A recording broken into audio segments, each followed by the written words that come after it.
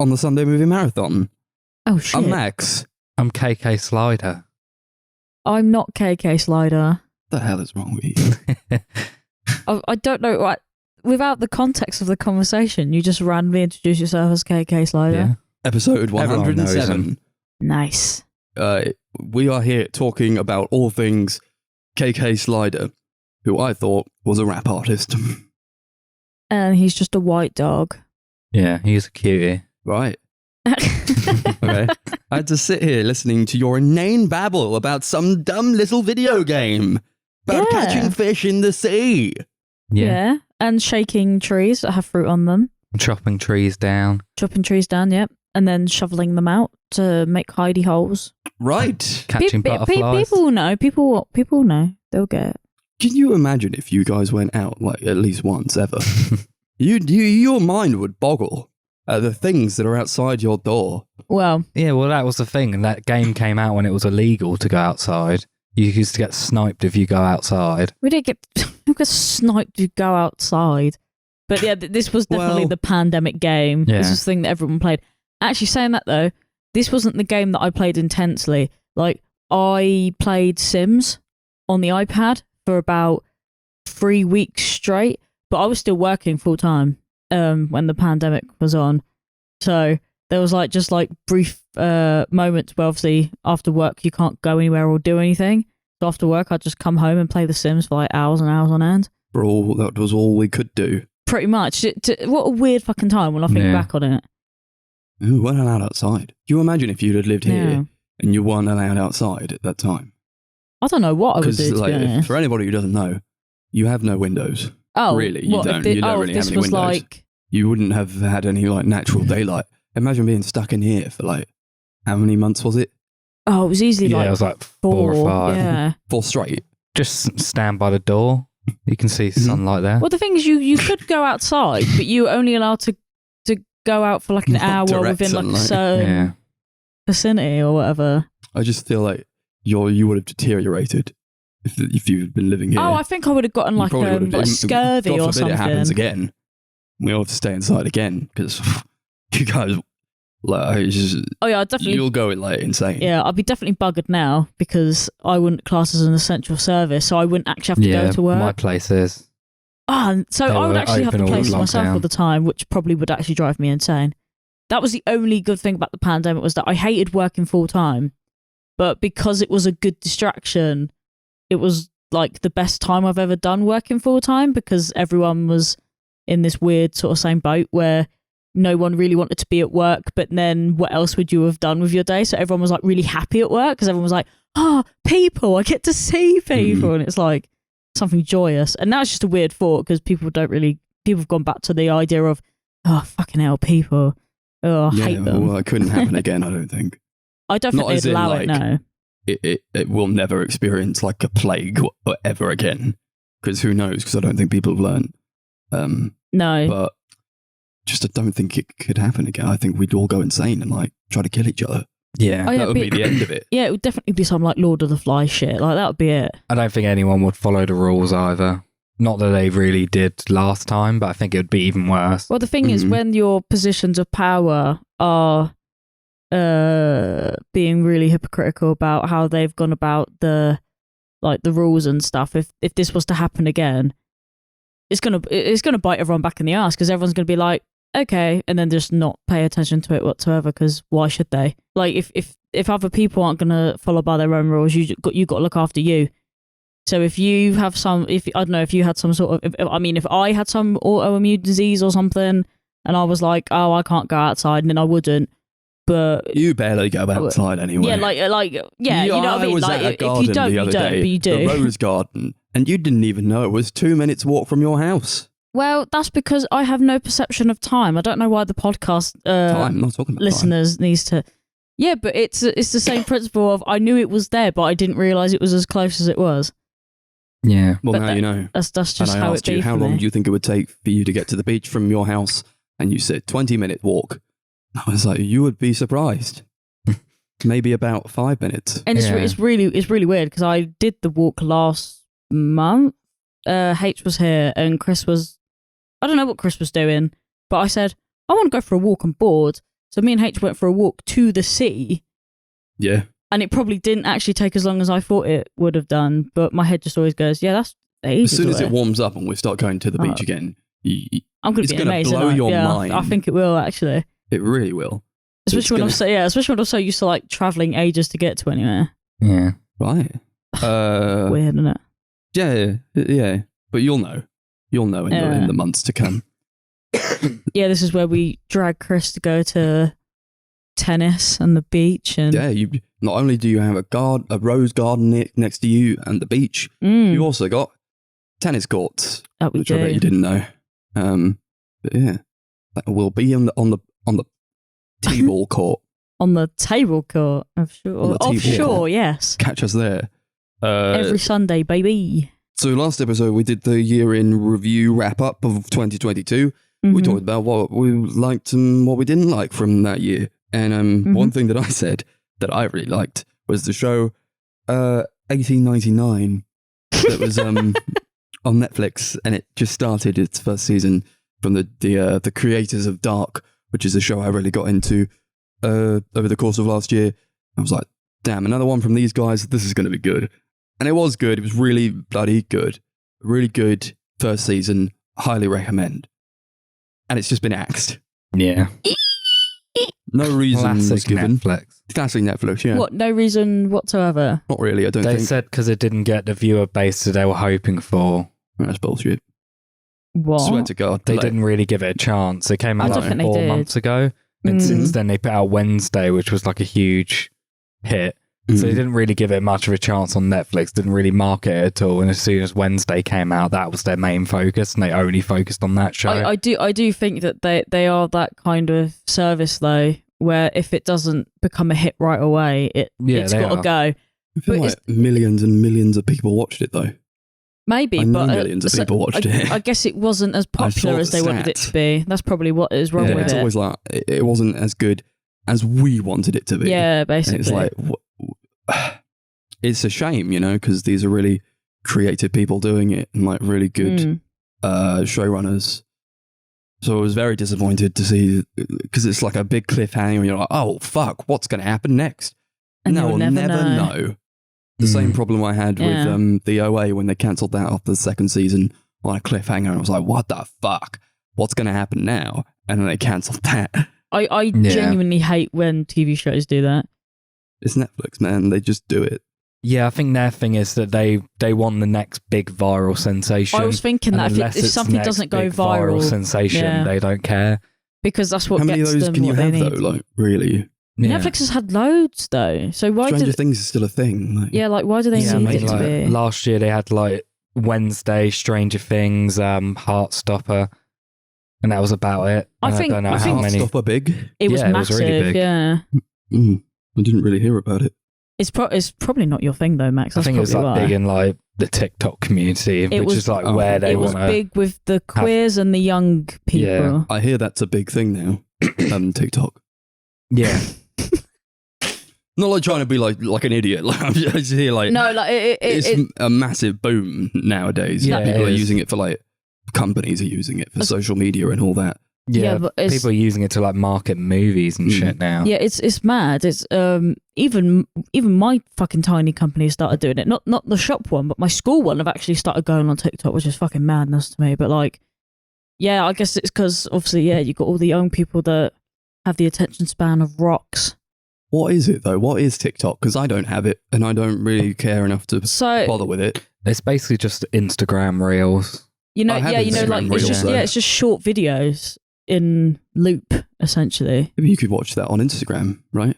Yeah. But people That's do. the thing when, people, like, people do TikTok, that. I think, well, originally it was like Vine, then TikTok kind of came along and filled in that void when Vine went away. And now, Yeah. like, Facebook stories and Instagram reels are kind of trying to copy TikTok. Yeah, Every social media that comes out, every other social media will copy what Yeah. they do.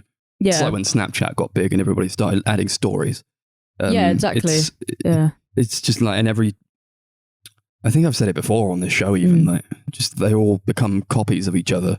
And it's just becomes a matter of like, what's your preference? Do you want the blue one or the purple one or the red one? It's like, okay, doesn't Yeah. matter because it's all the same. Yeah, I don't think there's much difference in a lot of them, except with TikTok, there's no real other social element to it other than you can look at videos and comment on them, if that makes sense. Like, there's no real... Like YouTube.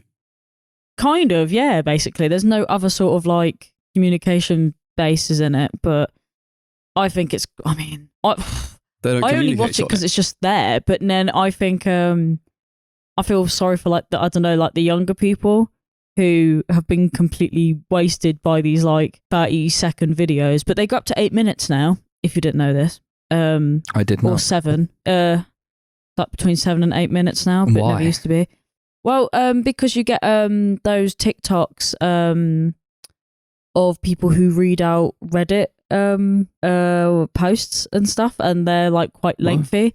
So there's accounts on TikTok that will play things like, I can't remember what the game is, but there's that game where you like go around and you go shoot, shoot, shoot, shoot. I forgot Yeah, what it's that called. one. Yeah, that one. They play that in the background, and then they'll like read a TikTok post from like a subreddit. So it'll be like am I the arsehole or whatever, and it would just be TikTok like post from an a subreddit? 8-minute video of someone reading it out. Or like really creepy ones of like people doing like creepypastas and stuff like that, where they like talk for 8 minutes about a post and then they'll read it. And it's like, you could just read that yourself, but a lot of people tend to like the idea of having things read out to them. So that's part, I guess that's part of what's newer on TikTok. Other than that, it's basically the same as Vine was, but nowhere near as funny, in my opinion. Because Vine was some other breed. Yeah. But then I was a lot younger when Vine came out, so maybe I just don't think that kind of stuff as funny TikTok anymore. doesn't have Bo Burnham on it. Whereas Vine did. Vine did have Bo Burnham on it, and he had that. Netflix has Bo Burnham on it. And that is true. YouTube. Yeah, I guess so. Right. I guess, I don't know, I guess TikTok's meant to be the platform that anyone can go viral on. Like, But when everyone goes viral, yeah. when everyone's viral, no one will Yeah.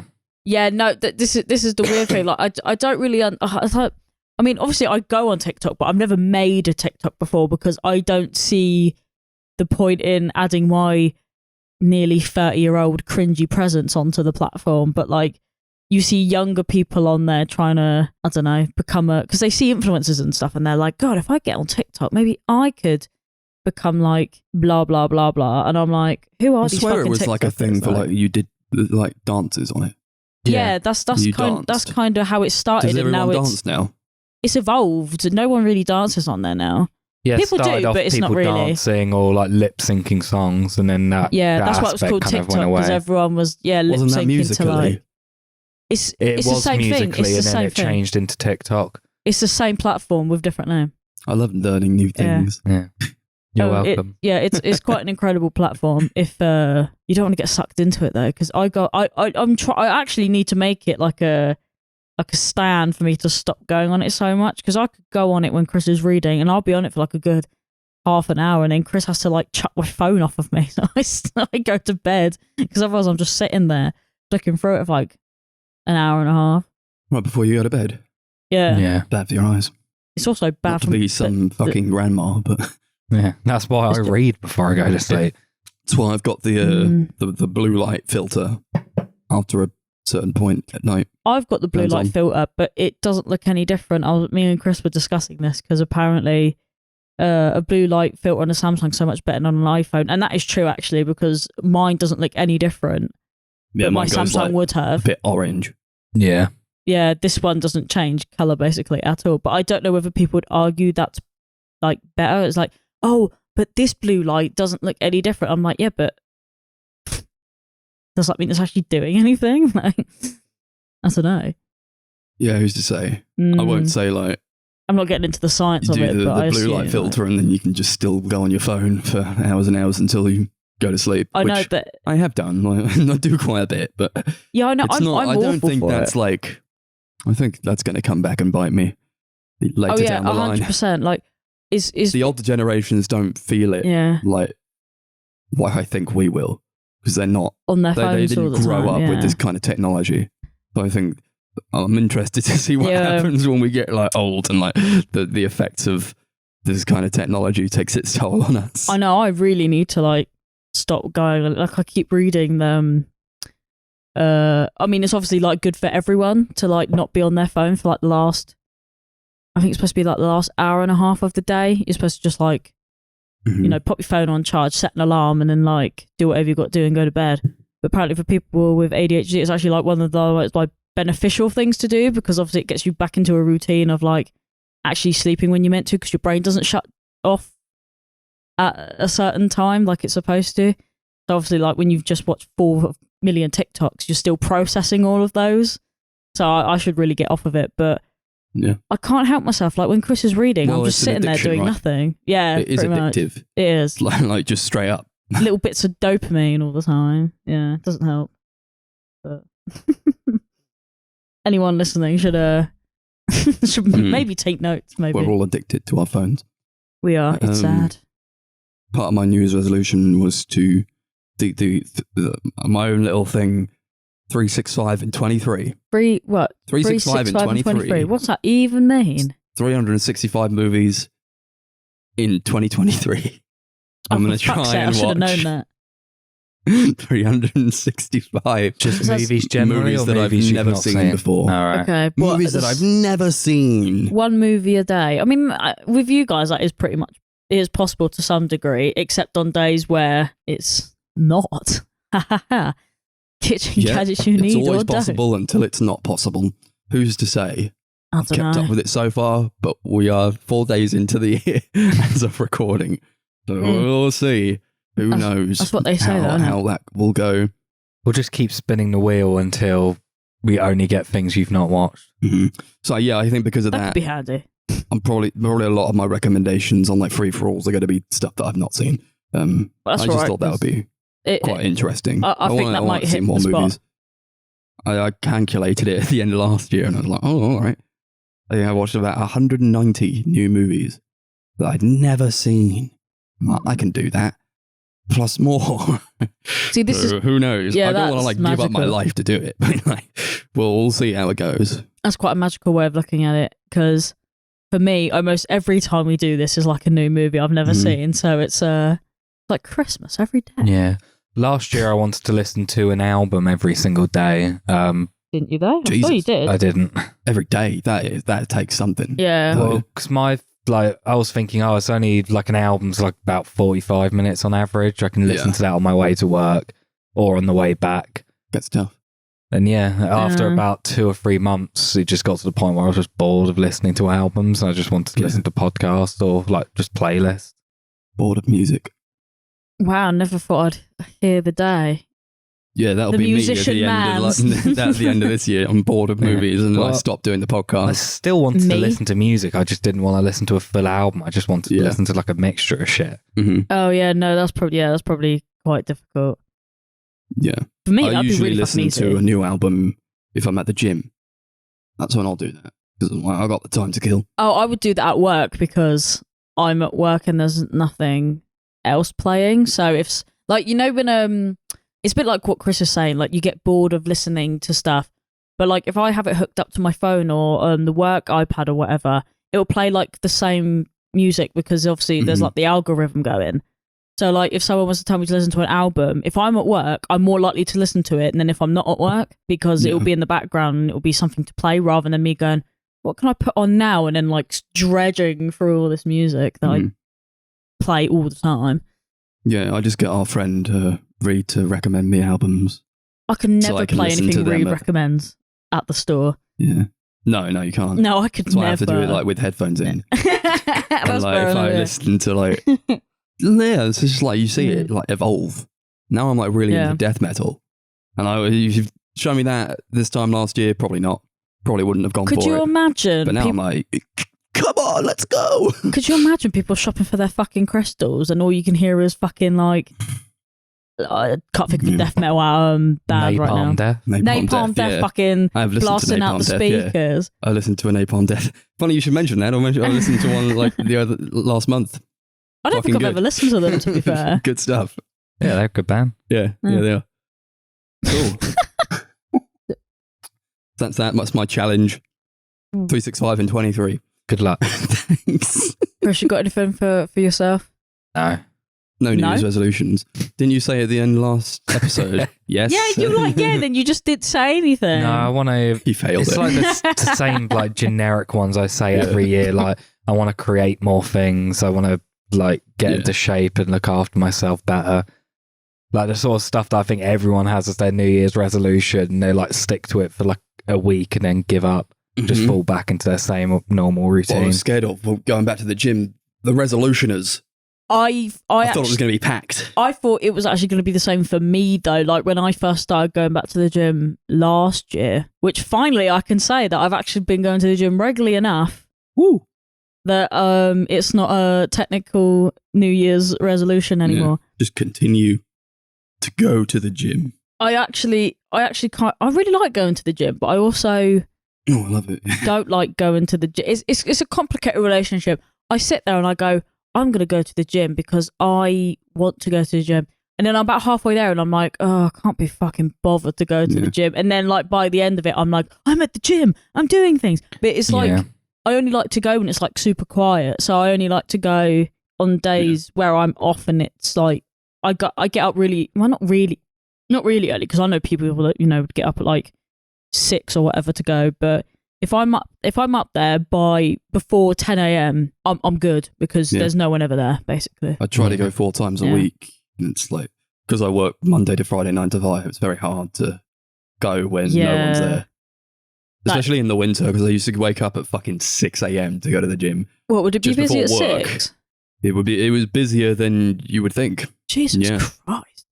That's mad. It was never like packed, but it was like no. Now in like the winter, I can't be bothered with it, so I go after work. And it's just rammed. Saying that, whenever I go on like a Sunday morning, it would be dead as doornails. It was Sundays are always really quiet. It was the best. Like I used to go on the weekend because of that, but now I work Saturdays. Obviously, don't go on a Saturday anymore. But yeah, going 10 a.m. on a weekday is like because I can't go otherwise because I find it too much. Like, there's too many people in there. The music's always so much louder when there's like classes on and stuff. And I'm like, I need to leave. So like, the same guy just shouting. Yeah, you don't know what he's saying. Like last time I was in there, one of them, what the fuck was playing? Like Blood Sugar was playing, and I just went, I have to leave. Like the song's a banger, but like all you can hear is like screaming. I'm like, I can't do this. So I think I was in there for like 10 minutes. I'm like, leave. And it just ruins the whole thing. Like people always go to me, Darcy, I don't know how you go to the gym. Like, I find it so awful. And I'm like, I don't know why I don't find it so awful because I used to. And then you kind of just remember that no one really gives a fuck that you're there. They're there for them. They are there for them. You know just what I mean? As you are there for you. No one's really thinking about what you're doing there. They're thinking about what they're doing there. Only time I'm thinking about what other people are doing is when I need to like use a machine or like someone's like taken a bench or something. I'm like, just got to wait around, I guess, for you. Yeah. I like you see all these like the staff, very seldomly you see them, but you'll see like the personal trainers with like a client or something. I'm like, I don't know how they do that. There's something like so anxiety inducing about the idea of like going to the gym and then having to meet someone and they tell you what to do and I'm like, in front of everybody else. No thanks. No thanks. Yeah. Probably could have saved myself a few breakages back in the day, but nope. You just got to break your body until you learn not to break your body. And then it's, 3 years on and you're all right. Maybe a few pains that you'll never get away from. But, at least you never had to talk to somebody else. Yeah, true. My back feels that, but my back has nothing to do with the gym. More to do with my constant sitting down, getting up and shit that I have to do. Yeah, like it hurts right now, and I'm like rubbing deep paint on my back, and my back just smells like old space. Yeah, just like old people smell. Back smells like an old person. Congratulations, Chris. Thanks. We watched some movies. We did. It was a free for all recommendation episode, first episode of the month, technically, because we were going to do the 2022. We were like, we watched everything we want to watch, so let's just do that. And it was easier just to like record that episode as a one-day thing, and this takes 2 days because we have to watch them and then we have to record them. So the movies that we watched were Phantom Thread, The Nice Guys, and Kiki's Delivery Service. Chris picked the first one, right? That I did. I picked Paul Thomas Anderson's 2017 movie Phantom Thread. The movie's about a dressmaker called Reynolds Woodcock, played by Daniel Day-Lewis. You said Woodcock. While on a jolly about the town, he meets a girl called Alma, who he basically just brings into his dressmaking, like just his house. And she just becomes a big part of his life, becomes his muse, his lover. I was going to say, why didn't you start with that rather than saying, and he took her back to his dressmaking lair? Well, it's what he did. Yeah, it is what he did. Yeah. He bonked her on the head and took him back to her dressmaking cave. So I picked this movie. I've seen it once before and I really, really loved it that time I watched it. And I remember seeing Max's review, and I think he gave it like a 3.5 or something on Letterboxd. Yep. And I thought that was preposterous. And then Darcy told me she couldn't even finish it because she thought it was too boring. So I was like, right, you guys got to give it another go. Mm-hmm. Yeah, I always wanted to go back to it. I like Paul Thomas Anderson. I like this movie. I still like this movie. I don't think it's a masterpiece. Although I do think it's really, really, really well made. Like, so bloody well made. Yeah. Like, to level just too much criticism against it is like, it's almost like I can't really do it. But still think, even though it's a really good movie, there are parts that I don't think are like that great about it. The overall experience of it for me is like, it's so good, but I just don't care about what's happening.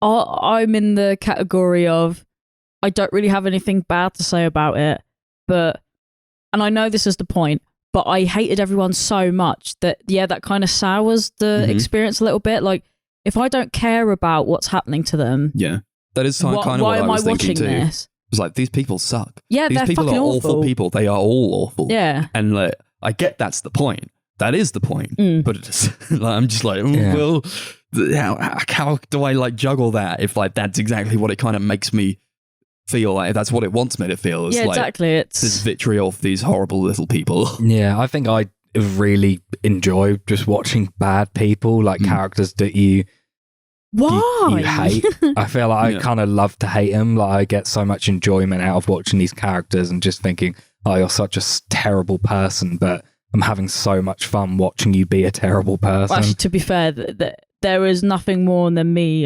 screaming at a TV than watching terrible people do terrible stuff, and then me going, you're just the worst person. You're just awful. And I'm like, it just takes a lot of energy out of you to hate it. But I mean, do I enjoy it because I hate it? No. But I do like being like, I know it's almost like cathartic to be like, God, this person sucks. I enjoy it because I enjoy it. It's pretty fun. No, I can't say I had any fun. That like third act sort of part where I'm just like, yeah, come on, this is awesome. Although like Chris said he watched The Souvenir recently, and I think he said that I didn't like that movie, and I don't really. But I think these movies have the same problem for me. Is that just people I don't like? Yeah, there was some parallels. I felt like, like why this guy? Why does she like this guy? Because he's rich and like he's good looking. Yeah, but he's also that's it, like mate. a massive prick. Just the whole time he's a prick, and like, yeah, you love to hate him in a sort of way. And he's played so bloody well by Daniel Day-Lewis. It's like such a great performance. Yeah. But he's just a dick this whole time, and that's the problem I had with like The Souvenir as well. It was like, not only is he a dick, but like, why does this girl like him? In it, and like, it is like to a point. I'm like, okay, I get it, but also, I don't know if anybody would put up with that. Really, to that degree. So I didn't really watch it, to be fair, because I was working. I come home, Chris is watching The Souvenir, right? But what I'm getting from it is similar vibes, but I was like, I saw him in like one scene and I was like, what the fuck is wrong with him? And I went, Chris, what the hell? And he was like, yeah, but he's like, he's rich, he's successful, and he's fairly good looking. I said, no, he's fucking not, and he's a dickhead.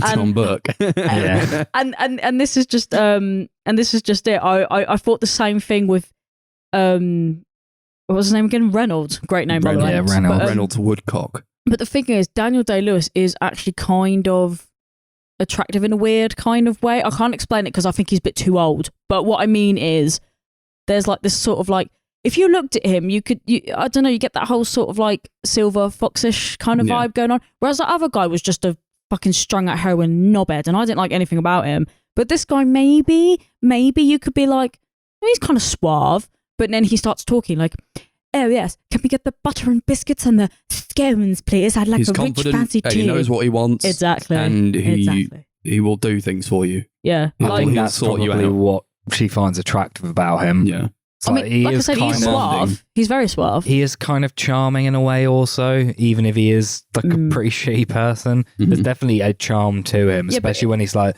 talking to like his prospective clients Yeah, but and like that's like his like long-standing customers and stuff. that's kind of like part of the and I know this was like set in the 50s or whatever, so fuck the time periods for a second. But like, isn't that kind of like the idea is that these like sleazy men are like really charming, so they like lure people in, and then you find out that they're bullshit, but because they've got the status and they give you what you want in some theory, that you just kind of stick around for it. But I don't know why you would do that. Like, yeah. I do get it, but I just think there's no one, because I think he knows how to pick them, because she was like, oh, I've never really liked myself, and I'm like, yeah, that's why you fucking put up with it, because he would just be like, oh, I love you, and they'll be like, ah, he does love me, I'm gonna stay around. And I'm He like, sees oh, I things fucking in me hate that I it. don't see in myself. I must be quite good. You have small breasts. Oh, okay. I think she's quite power hungry as well. I think she probably looks at Reynolds as like possibly being able to give her that power that she wants. I mean, she kind of like shows it over the other workers like in the place. I called it the never-ending power struggle. Yeah, that's kind of what the movie I only is. wrote that down though, because there was that scene where she makes him really sick, and then he comes out and he's like, will you marry me? And then she stops and goes, will you marry me? And I thought, oh, the power struggle. Oh, who's going to be the top dog in this relationship? You can't marry me because you have to marry me. And it's like, they're both insufferable. And that's what makes this work. As soon as she poisoned him, I was like, it's starting to get good. Yeah, there's just, but then again, when I ignore everything else about this movie, it's very pretty. And I didn't write that down, but Yeah. I should have written Beautiful down, looking this is movie. the prettiest movie I've ever seen. Well, it was mostly the, Really? like the rooms of the house where they're all done. I had to look it up and I went, this is a William Morris wallpaper, isn't it? And it was like, Yeah. Fruits by William Morris, £80 a roll. And I was like, I want William Morris wallpaper, please. Give me William Wallace wallpaper. Yeah, really good sets and all that, and like They're the so mansions, nice. is gorgeous Yeah. stuff. And the clothes. The costumes, all the dresses that he like designs are gorgeous. And all these color-coded walls. Like, I don't think there was anything really special about the first couple of dresses that he was doing for, did I write a name? Was it Valma? Did I write it down? Alma. Didn't fucking write it down, did I? Yeah, I thought the first couple of them was like, oh, I don't think they're that great. Like, they're fine. And then there was that really sexalicious one with the red with the white collars and the nice fluff and the fucking lace and the pockets, and I was like, oh fuck, why'd you have to be good at what you do? This is not good for my image right now. Yeah, talented people, they can be assholes. Who would have guessed? Yeah. Yeah, but that I think maybe that's, I don't know if that's like why I don't, nah, it can't be. no, Like, I just don't like care about like the fashion side of it. Don't care about the dresses. Don't like the dresses. No, but you don't need I to. don't care about any of that. I don't care when they're making the dress. I don't care when they ruin a dress and they have to like work I definitely more. didn't It's like, either. okay. No. I don't care. I don't care about it. I think that It's only part when was- they like infuse it with like part of what's actually going on in the narrative that it's like, yeah, actually this is all right. When they like take that woman's dress off of her because she fell asleep in it. That's hilarious. And I love that scene. It's like, that was a point where like Alma had to decide, am I going to be in that world or am I going to be in this world? I have to take the dress off of her and prove that I'm in Reynolds' world. And from that point on, I think he paid a lot more attention to her and he started liking her a bit more. Yeah, definitely. But it was also about like struggles, I think, with women at that time, where like you had to sort of conform to this sort of lifestyle if you wanted to be part of that high society, and you had to wear these dresses that fucking suffocated you and the corsets and all that. And it's it was very much a part of that time and before. Yeah, I was going to say, like 1950s and beyond that backwards, it was nothing but fucking women in corsets and dresses. Like when he's like Caesar stuff. for the first time and like he makes that dress for her and he's like, you have no breasts. It's my job to give you some. If I choose to. If I choose to, it's like, what a first date. Like, what a way to like get someone out of their clothes on a first date. But it is also like, that's what they were for. That's what they did back in those days. Well, like, I guess for him it was kind of like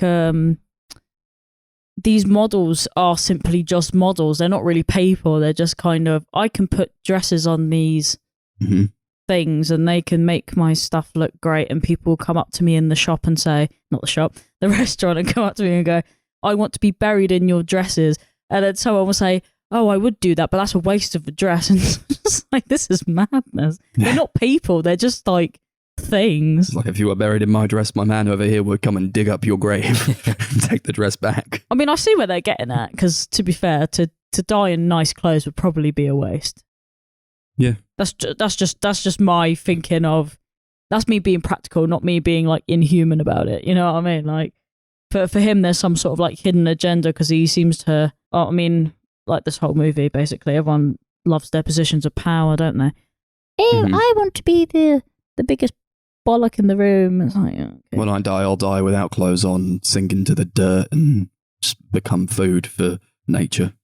I mean, we all die naked and become food for nature if we're really thinking about it. But then do our clothes go? The dresses live on. They go to charity shops. Or no, I mean, like other people wear them. Do you get buried in clothes? I don't know. Yes. Because if you do, where do the clothes go? You do get buried in clothes, if that is your wish. Well, yeah, no, I mean, like, because obviously, like, one day you will decompose, you'll turn to bones and all that, and then like, turn to bones. But then do your clothes stay there, or do they become like, do they get eaten by like little maggot friends, or like? I've never thought about this before. Like, this is genuinely how do clothes biodegrade, or like how do clothes disintegrate over time? Yeah, do they? I mean, they must probably do, depends on the fabric and the clothes. That's might take a while depending on the fabric. Yeah, but certainly you don't want to be wearing one of Reynolds Woodcock's dresses, because he'll come and dig you up. I mean, he is that kind of guy, though. I actually reckon he would. Like he makes a joke about it, but I think he's so, what's the word? He's so like self-obsessed that I actually think he would. Like he's so sensitive to everything, it seems, and it's just like I said, he's played so well that I actually wanted to go to the TV and smack him up, and he's not even a real person. But then he is a real person if you think about it. There's loads of people like that out there that are so like it's like they get away with stuff because they're talented, or they're successful. Rich is definitely one of them. And it's just he's a man who nothing can go wrong for him. Yeah, exactly. Yeah, this is the examination of his character, and people who are like that, where like he has his day set out. He's like, I can't have an argument at breakfast. I can't listen to you eat. I can't start my day with confrontation and all that. I don't have time for confrontations. And his sister is there also, and she's like, he can't have confrontations at breakfast, all right? And here comes Alma, and she's here to kind of shake it up a bit. But then whenever anything is disrupted for him, he goes off, he gets angry. She's like, oh no, what? You're a mean man. And in that, I think that's where I'm like, if you know that's what he is, what's the point? Like, why stay? But then like she gets mad at him when he just stays the same. Yeah, I think she just wants to change him. Yeah, she just was that desperate to get something else from him. But like, Yeah, PSA, men don't change. Well, people don't tend to change, really. People don't change. Especially, how old is he in this? I don't know, 55 or something? He's got to be fairly older in life. He's definitely older than her. Oh, 100%. She's like in her 20s, I think. It's like the insinuation. Oh, I thought she'd be 30. Like maybe you're 30, but it's like the age disparity. I'm like, fucking, I don't know if I gel with it. If I didn't gel with it in like Licorice Pizza. No, why would I gel with it here? Right, this is different because at least in Licorice Pizza, they're one. No, hold on. At least in this movie, they're both of age and slightly older. But when you have someone who's older and then of age, and then someone who's a lot younger, it's gross, icky, gross. But in this film, it didn't bother me too much. I just thought it was. Actually, you could argue that both films are predatory in that kind of way, but in Licorice Pizza, I think it's worse somehow because they paint it as something really sweet, whereas in this they don't. So I respect this film more for not giving people that sort of like false. It's okay if you want to get with someone who's like 12. It's not gross or icky, and it's like it's really gross and icky. By the way, PSA. I mean, no one's a teenager in this movie, I suppose. No, so that makes it slightly better. Like if he was 55 and she just turned 19.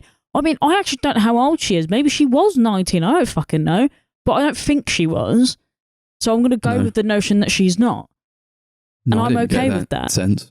Like, I mean, like I said, I mean, it's not okay in any way because this relationship is really like toxic and weird, but they're both quite fucked up. Like it was really weird because at the same time I was like, I hated both of them, but then I was kind of like rooting for them at the same time. Like I wanted one of them to like kill the other one in a weird kind of way, and I don't know why. Like it brings out the worst in you, these people. They're like, they piss you off so much that you're like, I was actually happy when she was like fucking poisoning him and shit, and then he was like, I don't know, telling her to get fucked, and I was like, oh my god, this is great on so many levels. And I just thought, a bit of fun. Yeah, I think that's one of the things I enjoy about the movie so much is just kind of seeing these like two people almost battling each other in a way. Yeah, but it's like it brings out the worst of you. It's like the worst of humankind. It's like you see some shit people and your moral compass immediately goes out the window. Do you know what I mean? Like you put yourself on like this moral high ground of being like, oh, I'm so glad I'm nothing like that. But then you start rooting for them when he gets really sick or something because like this evil lady's like poisoned him, and you're like, yes, finally he's getting his just it blurs desserts. the lines, really? right? It's like, yeah, it does, doesn't it? I think for a lot of it, you are sort of rooting for Alma to sort of see the error of her ways, and at least I was. And then she did it, and I was like, shit. She does progressively get a bit more like, she's in that cutthroat world, you know. She realizes she has to be cutthroat to be in that world. So she like her character sort of slowly changes over the movie to like imbue more of what he's used to and how he holds himself. Yeah, I wonder if his I know at the beginning of the film there was that other lady that lived there. I wonder if she did anything like that. I wonder if he's like just used to people like abusing him all the time because he's always abusing them. I don't know, but it's just such a weird concept to be honest. I think she probably just put up with it all and he got bored of that. Oh, he probably That's the weird thing though. They always like someone who's like quite feisty, but then also hates them at the same time. It's like they really keep me on my toes. I think they're really cool, and then all of a sudden it's like they're the worst thing that's ever happened to me. I can't believe I let someone abuse me like this. And it's like, what? I did? I don't know. I just there's so many complex layers to this thing. This film is an onion. Yeah, you wanted yes men. Yeah, I guess or he so. was surrounded by yes men.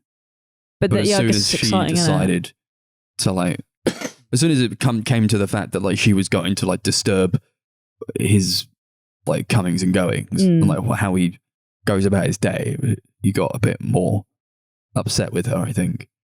And she realized, I guess I can't really help it, so I guess I'll have to poison him. And that was like the only time that she felt he was like nice to her, was when he was like sick. Yeah. And it was just after she had gotten him sick and then nursed him back to health and he was like warmer to her that he decided to propose. And it was fucked, man. That is really weird. fucked up to be like, now she knows she can just do that all the time. Just and then I Yeah, really like the ending as well, where like they kind of mutually decide that this is just how it's going to be. Yeah. She's just going to keep poisoning him, and he's going to keep getting sick, and just this cycle, this horrible little cycle of disgusting, horrible people. Yeah, it's really fucked up. Yeah, there's the bit where she like just gives him like an omelette that she's made, and she's not hidden the fact that she's used the poison part of the mushrooms. Yeah. And she's just like saying about how she wants to see him like on his back, writhing in pain and shit. And then he just goes, "Kiss me, my dear, before I'm sick." First time I saw that, I almost cheered at that line. It's fucking insane. It's so good.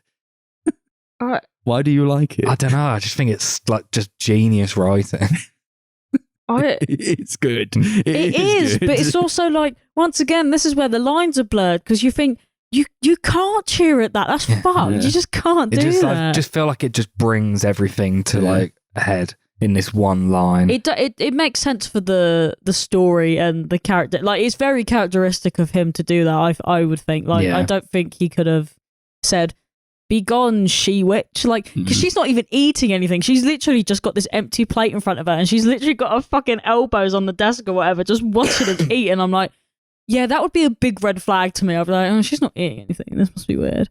But it's the way he eats it as well that freaks me out, because she's like speaking, and he just goes crunch, crunch, crunch, like he's biting, but he's not really like eating it, if that makes sense. And then only after she says this whole speech, he swallows it. And it was horrible. It was absolutely horrible.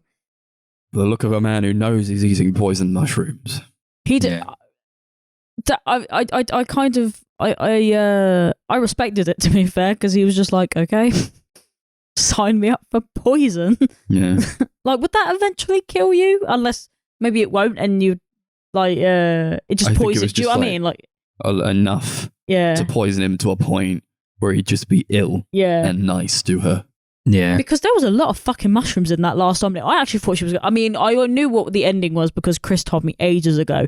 But if I had not watched it before, I would have been like, that's quite a lot of mushrooms. I think she's going to kill him. But then he only eats like one bite as well. So maybe that was the whole point, was that he just didn't eat the whole thing. I don't know. Either way. It looked nice. It did, It looked like didn't a good it? omelette. Yeah, Actually, you wouldn't eat that omelette though, surely. Was it like I think I got home that night and I went home and I made an omelette. To be fair, I was watching it. I was like thinking, I really fancy an omelette right now. Yeah, maybe That's also pretty fucked up, because what went through my head was, no. I'm a slut for good food on TV, you know. Yeah, same. It was like the perfect like omelette. To be fair, didn't it? It looked good, but no way would I have then gone and made an omelette afterwards. There's no way. There was another line in the movie that I really, really love when he's having an argument with Cyril and she just goes, "Don't pick a fight with me. You certainly won't come out alive. I'll go right through you and it'll be you who ends up on the floor." Yeah, that was sick. So funny. I'm glad that she did that, because those two have like the most like fucked up sibling chemistry I've ever seen. Yeah. Well, she knows that he's like a genius, right? Yeah. So she knows that his day has to be this, and like nobody can fuck that up. And like to her, I guess like she's orchestrating it. Yeah, I guess she orchestrates his day, and like nothing goes wrong because of her. Yeah. She keeps it all in check. So when Alma comes along, she's like, "No, you can't like be fucking up this plan. Like he doesn't like it. Like it can't go like this. This is how he makes like the great works." Yeah, like, it's I like guess how much should normal, you placate these people, like these so-called geniuses?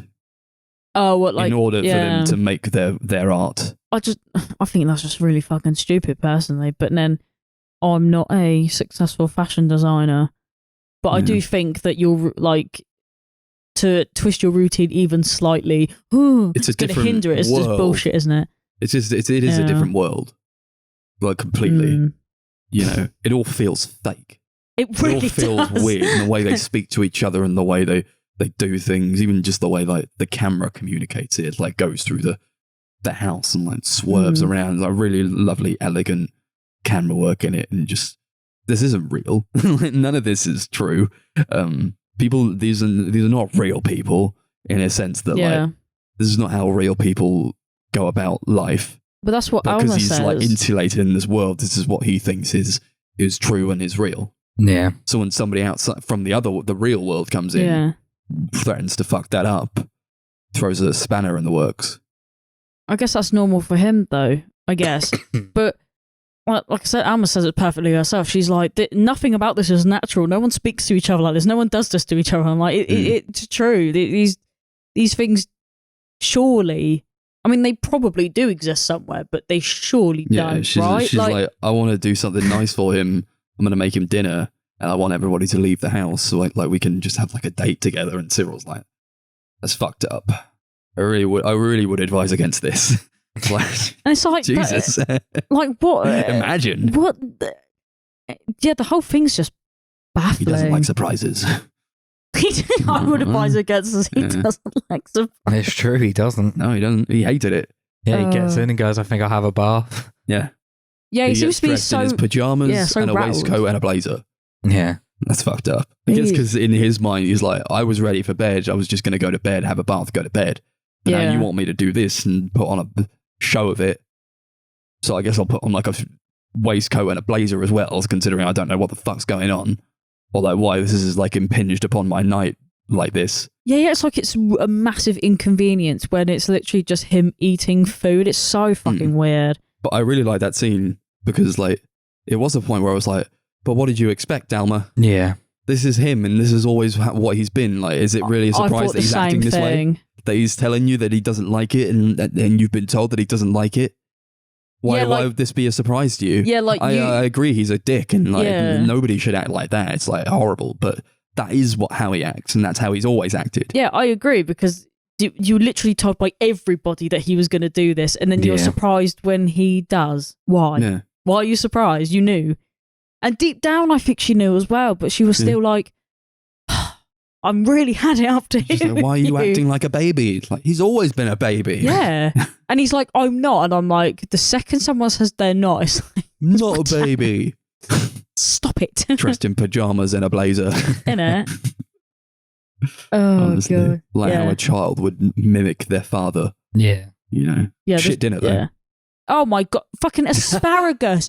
Don't fucking get me started, Max. They start arguing about how she's prepared Yeah, he likes his asparagus with oil, but she's prepared it with butter. And I thought fucked. That's what you're getting angry about. But I was more angry about the fact that dinner was asparagus. Yeah. That's what I'd kick off about. Yeah, I'll be like, where's the rest of the food? Yeah. That's just what posh people ate back then. What, just asparagus? Yeah. They could afford food. Nah, it was the Depression. Maybe it was a delicacy back then. Post-war. Yeah. Alma, how could you do this to me? This is butter. Mm-mm. Yeah, this was insufferable. Good stuff, though. Just can't stop thinking Good about stuff. And I do like when he like collapses because he's like been poisoned, and he like collapses on the dress, and then like somebody goes up to Cyril and she's like, the dress is fucked, mate. She's like, there's shoe polish on the dress, and she's like, shoe polish from what? A shoe. she can't wrap her head around the fact that something has gone wrong because nothing ever goes wrong with him, and he's always there, he's always solid. Suddenly, you know, Alma comes in and she fucks him up. I do actually enjoy the fact that they say it's shoe polish, and then she goes, from what? And I'm like, what the fuck are you talking about? Shoe. He did He's the fall collapsed. down. Who's collapsed? Woodcock, he's collapsed. What? That doesn't sound right. Well, to be fair, it wouldn't be a normal thing anyway, to be fair. Yeah. Right. Yeah. We have anything more to say? Great score. Good score. John the music Greenwood is- at The it music again. is pretty vibey. This is probably my favourite of his scores, to be honest. I think it's really, really I beautiful. liked it. It had the strange mix of like violins, but then also was like beep boop beep boop beep. There's a lot of pianos in it, but like a sprinkling of like electronic stuff used Yeah, it's quite throughout as well. interesting. It's used quite sparingly, which I think is good because obviously it's setting kind of, and like almost like the style kind of, it goes for something a little bit more suave, a little bit more. Oh, Yeah. a little bit more Fancy. jazzy. Proper. Yeah. Mm.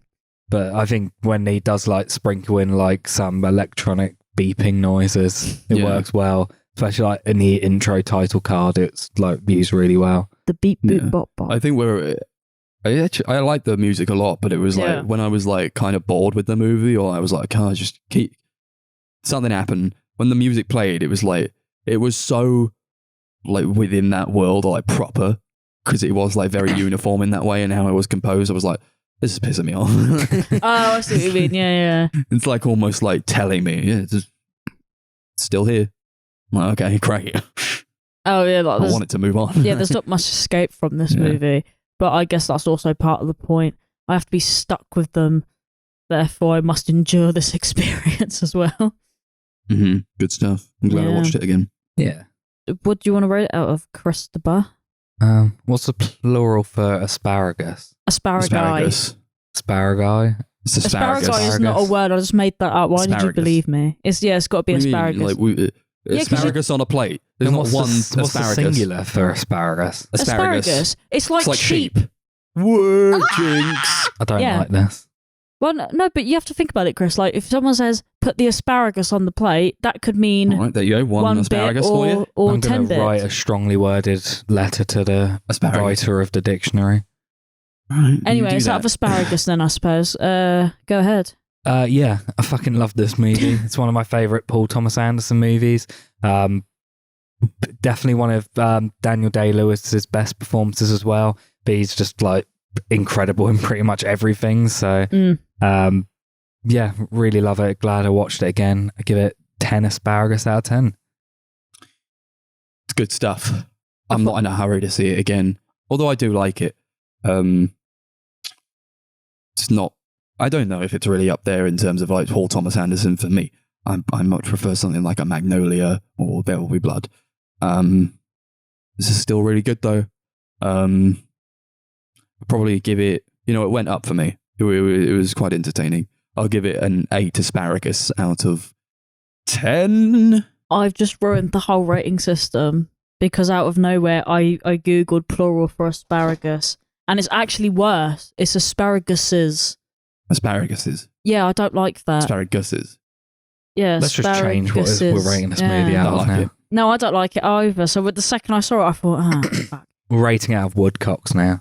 No, I'll stick with asparagus with the 1 S is anyway.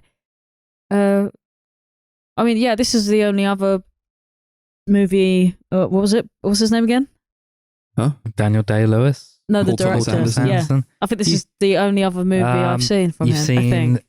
Have I? Punch Drunk Pizza. Love, Licorice Pizza, and There Will Be Blood. Oh God, why did he make that Licorice Pizza movie? Fuck's sake! It was the film he made after this. Yeah, I know, which is somehow worse, in my opinion. I don't really know what to say that I haven't already said. Like I had a good time, but I didn't enjoy watching it. I just I realised like movies like this bring out the worst of you, but also there's a strange element of fun in that, which I don't appreciate. 8 asparagus out of 10 asparagus. I hate having fun. I hate fun. Speaking of having fun, my movie that I picked was The Nice Guys from 2016, directed by Shane Black. This movie is a comedy detective movie. It is about 2 detectives, March and Healy, played by Ryan Gosling and Russell Crowe, respectively. This is about they have been hired to find a missing girl. Amelia hires Healy to put March, who is a detective who is trying to find Amelia, in his place. And then after that, there are 2 hitmen who try to kill Healy, or like try to get him to reveal where Amelia is. Where is Amelia? She goes missing. And then it's all about this buddy cop type of deal, this buddy detective thing, where March and Healy, they team up to find Amelia. And there's a whole bunch of shit going on. There's a dead actress from a porno movie. And you know what's in the movie? They don't know. Something about the birds, perhaps, and like trying to find like they made the movie as a statement against like climate change or whatever, and all this stuff that the higher up powers want to yes, shield people from and like stop them from seeing that all their dirty, dastardly deeds will come out to the fore. I think it's mostly about like watching Ryan Gosling and Russell Crowe just have a bit of banter and solve this case. I'm a real big fan of detective movies, so when a detective movie comes about and it's good, for me it's really good. I like this a lot. I think it's my favorite Shane Black movie, and it is one of my favorite movies, so I wanted to revisit it. I know that Darcy hadn't seen it. Sort of get people, I know Chris has seen it. I want to see if opinions change, opinions form, and all that. What do we think of The Nice Guys? Yeah, it's a good movie. I don't think I really remembered it that well. I watched it a few years ago and really had a good time with it. I do like Shane Black a lot, especially when he is doing this sort of like detective thing with like Lethal Weapon or Kiss Kiss Bang Bang, which are both really good movies as well. I'd probably agree that this is my favourite of his movies. I do get a lot out of it. I did have a really good time rewatching it. Nice. Very glad to hear it. What did you think, Darcy, considering this is your first time? I liked the first like 2/3 of this film, and then towards like the last act, I was just completely like out of this movie. I think part of that is because in the beginning I was like having a lot of fun with it. Like I was really involved, really liked what was happening. I enjoyed the characters and things. Actually, I enjoyed them all the way up until the end, really. But it's just something about like the direction of the story, like where you find out about the mum taking the hit on the door or whatever. And then I think it was literally just after that bit where where that weird guy goes and visits the house and chucks that girl out the window. I'm out of that movie. I don't care about it anymore, and I don't know why. I just didn't enjoy the ending of it at all. So I was just like, cool. Like if I don't know, if there was something else that would have happened in between that time, I think it would have been like the perfect movie because it was a lot of fun. But then I just stopped having fun. Well, you've never been a big fan of like action sequences or anything. Maybe, so do you know what? Maybe that's why I don't like. A lot of action in the third act. Yeah, I don't like action sequences. And as much as I love the whole 70s porno thing, I don't really like detective movies either. So there's not a lot for me to enjoy, if I'm totally honest. But the only thing I did enjoy were the characters. I didn't care about the story and I didn't care about where it went. But the characters is what kept me in it for so long. And then towards the end third, because of all the action that was going on, I was out. I was done. I was finitoed with it. Yeah, I can kind of see that. Yeah, I wouldn't say I'm like completely like invested in the mystery and like the story of what's going on. Pretty much all of my enjoyment does come from just like the central characters and how they interact with each other. Those two are a dream team. Like I love them together, and funny stuff. Yeah, man. like it was a really funny movie, and it just I just wondered whether it was for me, because obviously I don't like detective movies and I don't like action movies, so this movie wasn't made for me. Yeah. But when you can have characters that likable, especially I like that young girl a lot as well. Andrea Rice. Yeah, the daughter. Yeah. I liked her a lot. Like she was probably my favourite one actually. She's really good. Yeah, she gave me a lot of pizzazz. Yeah. I think like if it's like a detective movie, I don't care what the story is. I don't care what the mystery is. I just care if it's handled well. Yeah, that's what I'm always like up for like how is information delivered? How do they tell?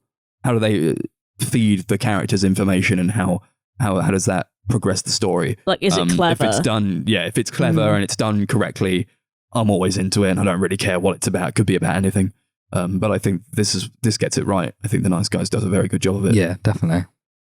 And I'm loving like seeing Ryan Gosling do comedy, because it's not often that we see him do. I did think it was weird that he was in this, but he pulls it off quite well. And then he's an actor, to be fair, so he should be able to. He has like fantastic comedic timing. He's just like delivers one of the like great comedic performances of like the last decade, I think. Yeah. He's so funny in it. I also thought it was quite weird that Russell Crowe was in this, but then again, I don't remember the last Russell Crowe film that I have ever watched. Gladiator. Except Gladiator, so it was just weird to see him in something like this, and I thought, what the fuck is Russell Crowe doing in this movie? But you know they bounce off each other very well. Yeah, whoever did it really did a good dynamic. I liked them a lot. They were fun. So I want to see Gosling do more comedy. excited for the Barbie movie to see where that goes. I am actually looking forward to that. When is that out? If he does, Like this sometime summer? this year, in the summer probably. I'm actually quite excited for that as well. Yeah. Wasn't Up until this point, it's like never really seen Gosling do comedy in anything this else? way. I But can't he think of is. I anything. agree. He's a brilliant, fantastic comedic actor, and like just it's like probably one of my favorite characters in any movie. It feels so lived in, and he feels like real. a real guy. Yeah, you know? he does. He's like, I love how much they just fuck up in this movie because like they're kind of getting embroiled in something that is maybe a bit too big for them, and people are dying, and like they've never really seen people die. So when somebody dies in front of them, they're like, "Oh fuck, steak! This is horrible." I mean, one of the opening, like one of the first times you see Ryan Gosling's character is when he like smashes that window and accidentally cuts his arm open. So fucking good. Yeah. He tries to time it so perfectly. And he just slices his wrists open as he go to hospital.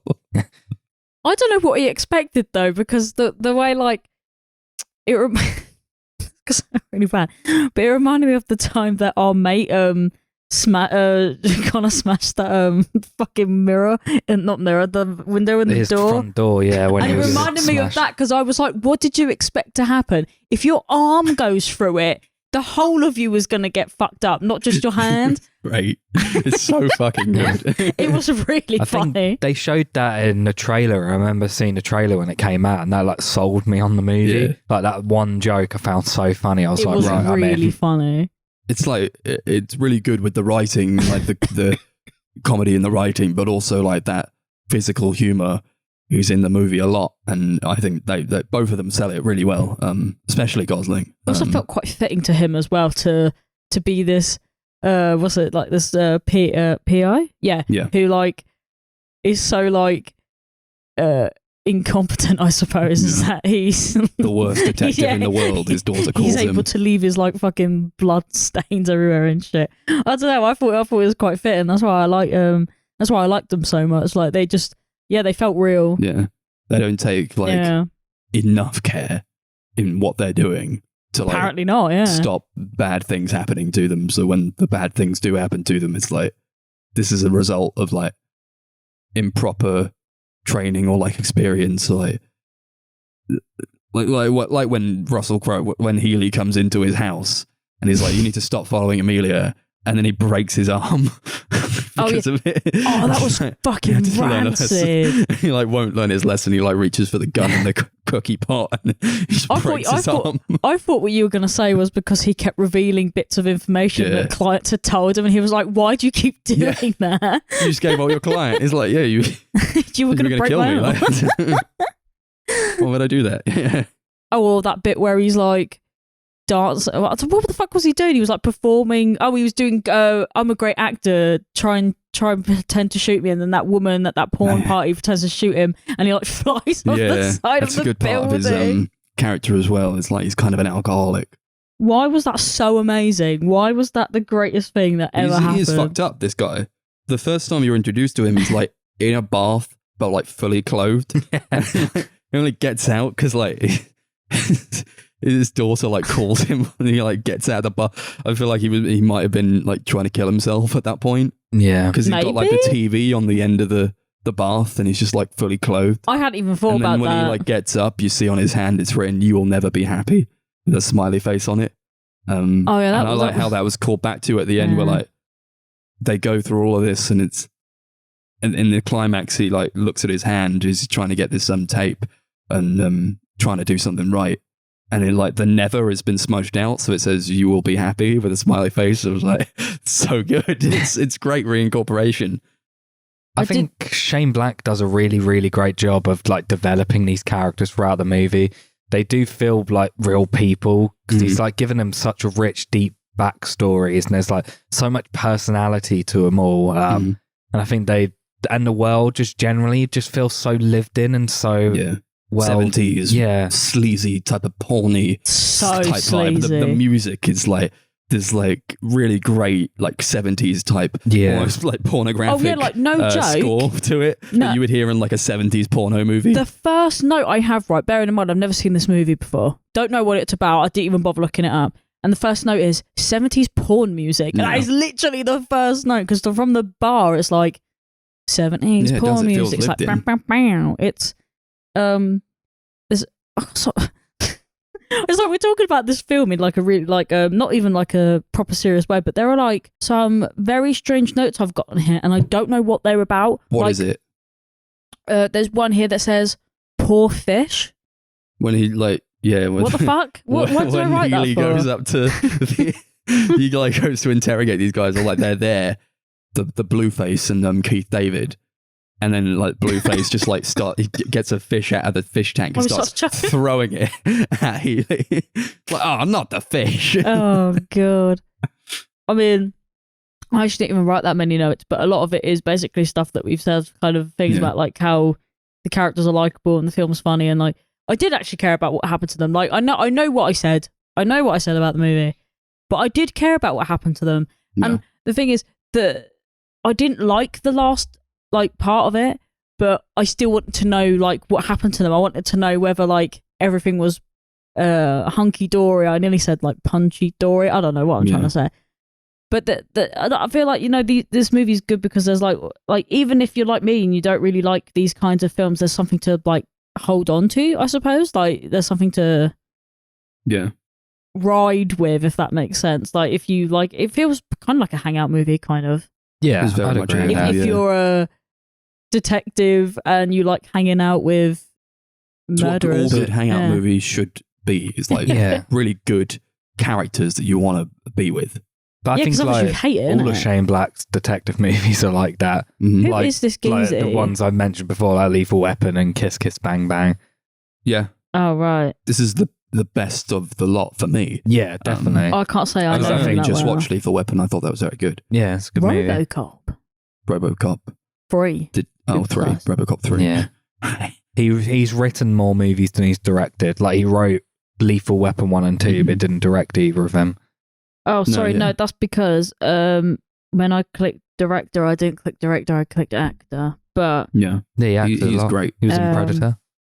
yeah, because apparently he directed. He did direct Predator. Yes. The Predator. The Predator. I've never seen any of. I don't think I've seen. I don't know. Have I seen any of these movies? I don't even know. I don't know. Who's to say? I think Kiss I Kiss don't Bang think I Bang is have. probably the closest to this one. Yeah, that's what I was It's thinking a very when similar movie. I know it was like a very long time we talked about that, but I had watched The Nice Guys before, and I was like, this is like a testing ground for The Nice Yeah. Guys. Oh, what like? Oh, This is I know like what what you mean, he yeah. would become. You know? Yeah, with Robert Downey Jr. and Val Kilmer instead. Yeah, Like a whole 11 yeah. years later. Love that. yeah. It's good stuff. It's good to see him like improve in that way, and like, everything feels so clean in this movie, and just like really well directed, and everything's on point, and the timing of like all the choreography and the action, because they didn't need to go that like super hardcore with the action, but like it's just timed very well. I think in the choreography it fits, and it's all good, you know. When they like he dives off of the roof of the and he with Keith David, and like Keith David smacks onto the fucking floor at the bottom, and he lands in the in the pool. Absolutely And there's, insane. like, Just yeah. insane. There's that callback to when like Healy was telling March about a guy is like he gets hit by a car or something, and then Richard Nixon comes over and he says, "You're going to be all right, son." And he was like, think about how that guy felt. Like he was about to die, and then he sees Nixon. Do you think everybody thinks that? Do you think in that moment that he thought that when you die you see Nixon? And then the end of that story was, and he was like, so there's like two ways of looking at things. You could have just said that. But he leads him on this fucking Nixon goose chase, and then Nixon shows up in the fucking pool when March dives off the roof and into the pool. It's so good. Oof. A lot of great lines as well. Marriage is buying a house for someone you hate. Remember that. I've like adopted some of the stuff I just say all the time in my. I just bring out, and I'm like, this is part of me now. Like when he says, when he goes to like the clubhouse, and his daughter is in the boot, and she says, "Dad, there are like whores here and stuff." And he says, "Honey, how many times do I have to tell you? Don't say and stuff. Just say, Dad, there are whores here." And I was thinking that so much. Don't say, and then she like incorporates it like when she's talking to that the porno actress when they're trying to find Amelia in the clubhouse, and she says, she says they were doing we were anal doing and like stuff. anal and stuff. And Holly is like, don't say and stuff, just say they were doing anal. this child, she's great. She is so good in the movie. Yeah, she is. Dear. I like that when he's at the bowling alley and he says, like, Jesus Christ. And then when like the kids are talking over him and he wants them to be quiet. And then Holly's friend says, you just took the Lord's name in vain. And he says, no, I didn't, Janet. I found it very useful. Actually, okay, Janet. That was great. Good stuff. The bee in that whole sequence with like the bee is fantastic. Yeah. When he's clearly like so tired. They've been doing it for like ages and like trying to find out these different leads and clues. And they're in the car and Healy's like, you see this? And he like lifts up his trouser leg. He's like, that's a gun, ankle. And that's an ankle gun. He's like, oh, fuck, that's pretty cool. He's like, that is pretty cool. And a bee turns up and it's in the back. And it is like, what do you mean? All bees are riding in cars nowadays. I mean, you heard about the pollution that's killing the birds? And that like calls back to like Amelia's protest group where they were like protesting the polluted air because they were saying it was killing the birds. And that's why the bees rode around in cars now. And he was like, yeah, don't you know? You can just let go of the wheel. All cars drive themselves now. Didn't you know that? And they crash it. Oh, it's so fucking good. It's so good. Yeah. Woo. Anything else to say on The Nice Guys? No. I don't. No, I don't have anything else. I guess we could wrap it up then. What we're gonna do it out of? That's a good question. Let's do it out of Blue Faces. Nice. I liked him. Yeah, this is a really fun movie. I had a lot of fun. I'm glad we rewatched it. I think I'd probably watch it again. It's a good time. Give it 8 Blue Faces out of 10. Nice. Yeah. One of my favourite movies. I like how those guys were called Old Man and Blueface. They had no real names. It was like in the subtitles. Yeah. I was like, oh, he's called Blueface. How fascinating. Oh, and I love the scene where like they're trying to go up into the elevator to find Amelia, and like they walk out onto the floor, and like some guy gets shot in front of them, and they just go back inside the elevator, and Ryan Gosling's face just like starts shaking ever so slightly when he sees that guy being chucked out of the window. Like, he's so fucking good. There's like he's like one of the best when it comes to like performances with just his face. You know? Yeah, definitely. He's great. Yeah, brilliant movie. Love it so much. I can't count how many times I watched it. It's very much a comfort movie for me. Never gets old. Only gets better. 10 Blue Faces out of 10. I'm looking forward to Barbie. 7 Blue Faces out of 10. I am looking forward to Barbie. Yeah. I also partially forgot what the rating system was already because I was like, blue. Oh, man. Yellow Habibi. We're at the last movie. I didn't know where I was going to speak then, but okay, I guess I am. Well, it is your movie. I know, but I always wait for Max to be like, but he never speaks like that because why would he speak like that? I'm sick of carrying this podcast on my shoulders. You want to introduce your movie, you do it yourself. You can't do it. Okay. So I picked Kiki's Delivery Service from 1989 by Hayao Miyazaki. Say that again? Hayao Miyazaki. You're making me nervous. About a 13-year-old witch who, when she turns 13, she has to go away for a year's worth of training. So she goes to live on her own for a year and then decides with her magical witch power, she's going to start up a delivery service. The big and gap that's basically the gap year movie. Yeah, that's the basic premise of it. But obviously there is a lot more to it. And I assume a lot of people, maybe out of the 3 films that we watched, I think most people would have seen Mine, most likely, but also not entirely. sure know. about Depends that. on if they're into anime. If I they're don't- into anime, maybe. If not, I don't know. I don't think it's to me this is going to sound so awful because I think this is in so much better a category than that.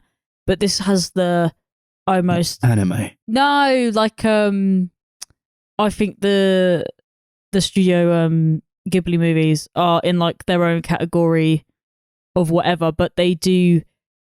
People have compared it to like a Japanese Disney, so I think a lot of people have seen these because they're very accessible in terms of like anime and animation and stuff like that. So I think if it was going to be any of these kind of movies, people probably would this have is seen definitely this. one of the probably most It's probably most famous as well-known, well. one of the most well-known Ghibli movies. Probably Yeah. for good reason because this film's pretty fun. Very also fun, pretty very sweet. light, Yeah, very sweet, wholesome, yeah. very nice. Very wholesome. It's almost. I think all of. Okay, I say all of, and then I just thought about like a couple of films that are just not wholesome. A lot of them in this sort of like franchise of Ghibli movies have the same sort of formulaic sweetness to them. And then I immediately shut up because I remembered Grave of the Fireflies, which is one of the most daunting movies I've ever seen, and it's an animation. So it does have that kind of pattern though of like, oh, what kind of. But then I like that because when you go to a Ghibli movie, most of the time, you know, you're in for a light, fun time. You know what I mean? Like, Yeah. In for a sweet treat. yeah, you put it in like on your TV and you sit there and you watch it and you're just filled with a bit more optimism and life and happiness. I as think they've opposed, got a you know, handful of movies that are just kind of like really dark. sweet coming of age movies where there's not Mhm. really a lot going on. It's very, very simple. It's just kind of all about the characters and about the world that they've created. And this is, I think, a really good example of that. It's not a movie where there is like a grand story or anything. It's kind of just like a vibe sort of movie. You meet these characters, you see them go on adventures. It's kind of almost like a series of vignettes in a way where, although it's definitely connected, it does feel like a lot of singular things are happening that kind of all come together as one whole. yeah, like I think these films, especially for me, because you know how you get you get the Disney obsessed adults who are like really obsessed with Yeah. like The losers. pretty much, I'm not gonna lie, but pretty much. But like when I was slightly younger, after the whole Disney surge had happened, I kind of got more into the Studio Ghibli movies. So them for me is more of a escapism, you know, more I'm more connected to those movies than I am to the Disney movies for some reason. And I don't know whether that's just because I prefer them to the Disney movies, which I think I'm going to get a lot of flack for. Because, you know, the diehard Disney folk are not going to agree with me. But I do think that I think there's just a bit more heart in it, which sounds Yeah. really awful to say, but Ghibli Does is a anyone bit know more what I mean? consistent, yeah, I would say, with its output. yeah, maybe. I I like watch- the quality of it. I watch a film like this or like Whisper of the Heart, and the whole time I can tell that the people who are making this movie fucking absolutely adore the character, the main character. They would die for that character. They're like their favorite person in the world. Whereas I don't think I really get that from any other animation studio. All right, but I just remembered though, I definitely don't feel that way about Whisper of the Heart, but that is an exception to the rule because I agree Yeah. with what Chris is saying. I think there's a lot more. Yeah, there's They're almost memorable like characters, you know. Yeah. Even like, you know, Kiki is a memorable character. yeah, even Gigi, the fucking cat. Gigi is like just a little like black blob type thing, but it's such a great character. I Like, think a even great the little side cat. characters you are know. even like that old lady who kind of is a bit like, I can't remember her name, but from Spirited Away, they kind of have like a template of what they look like. Mm. That I've forgotten her name, Well, but that it's in one, the she same looks way like that her. old ladies look pretty similar. Yeah. I mean, yeah, You're maybe. talking about the lady who gets her to like deliver the fish pie. Yeah, like Yeah. all of the Ghibli movies all have like these really cool like little side characters, but they all do kind of have like a template of looking like another side character that you've seen before.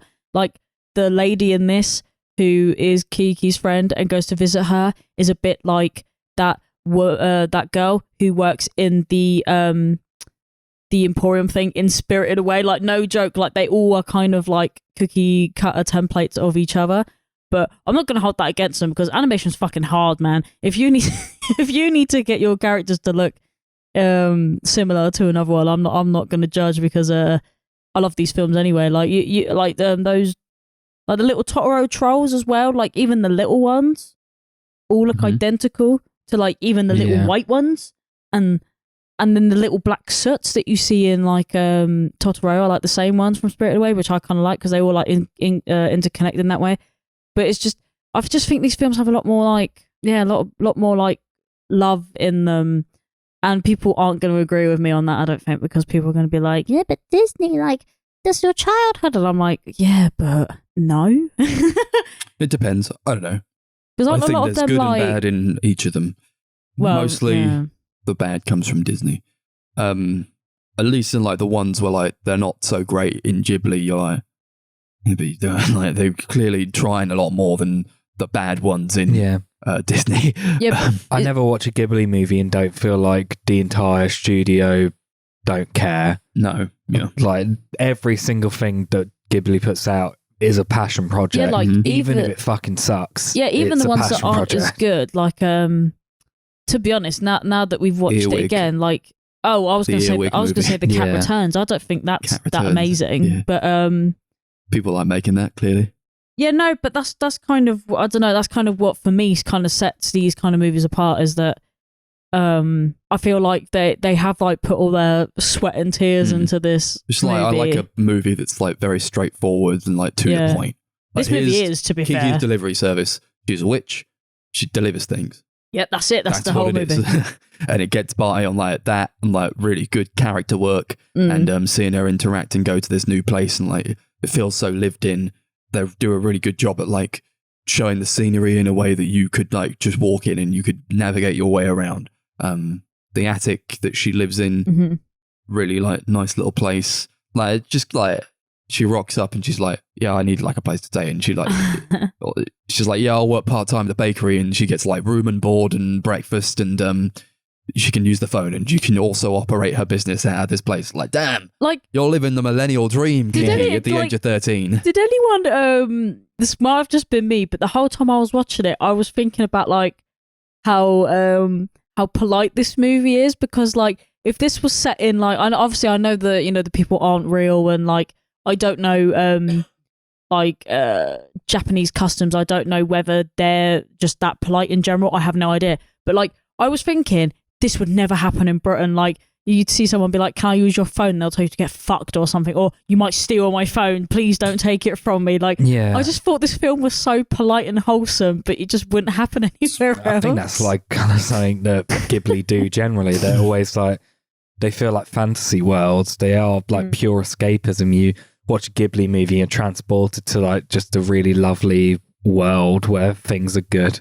Yeah, I just like, wonder most if of the it's time. anything like that not in real life, but like, because it's just so polite. I think it's like trying to say something about like being kind and polite to each other, though. Definitely, As well. yeah. Like just this, it's about like childlike innocence and all that, and like she wants to like navigate her way in like the world and make something of herself, and like everybody's trying really hard to like make that happen for her, and that's we should all be trying to support each other in that way, and that's I think what it's trying to say. Because as much as it is like very straightforward and like a very wholesome movie and like kind of a chill out movie, I think it's just like it's one of my favorite movies ever, and it gets by because it's saying all these things like sort of about humanity and people and how we should treat each other. I like when she like loses it. She Spider-Man 2's it a bit. She does Spider-Man 2, yeah. She's like, I'm losing it.